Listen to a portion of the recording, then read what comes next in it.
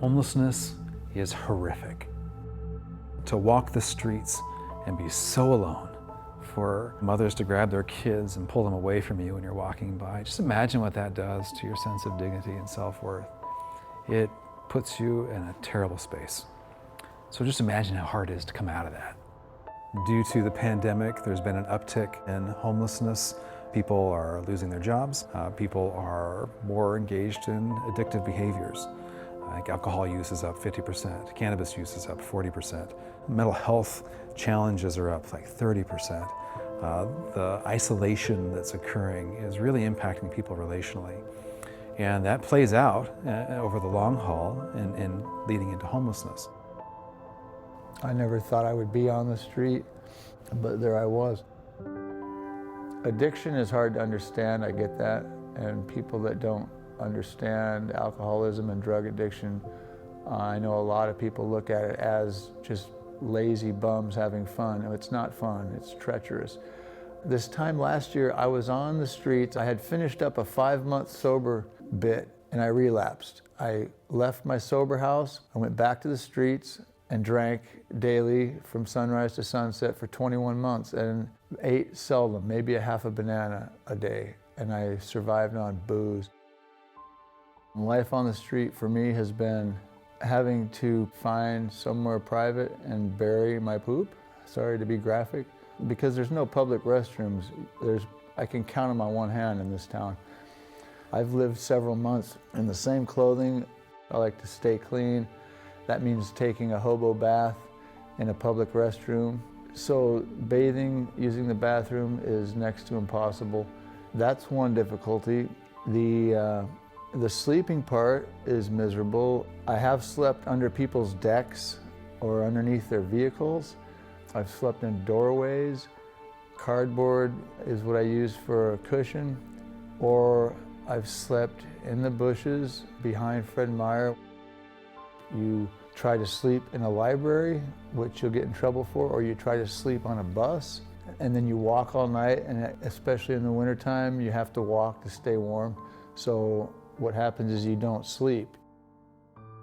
I think when I first started flying my sign, specifically on Lakeway off-ramp, and I would hold my sign, most people will ignore me, just pretend they don't see it.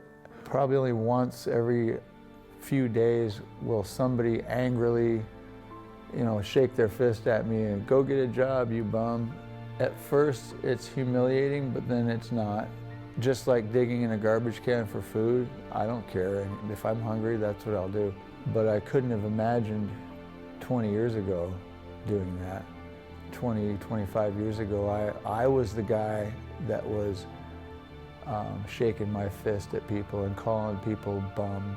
So now I've got the experience of being on the receiving end of that, and I get it. I was a bum, sure, but it's not what I set out for. Steve's story is not that uncommon. Lighthouse Mission Ministries engages about half the homeless population of Whatcom County on a daily basis. That's around 2,500 people every year come through mission services in one way or another. You suffer mightily when you're on the streets. The reality is addiction is a big part of it when you're on the streets. You're escaping pain. The fact that you don't have a place to live is usually a symptom of deeper things, of course. And that's where we are really working hard to address those underlying issues in a deeper way. The housing thing is cosmetic, but to really get at the heart of what someone is wrestling with that's driving their long-term homelessness, that's the hard work. But if you're able to get at that and get at a person's heart, that's where the motivation is. That's where the hope for the future comes out of.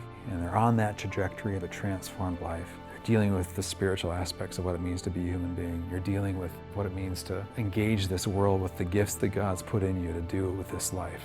And that is what the mission is doing. These beautiful and difficult stages of life transformation to a place where they are flourishing.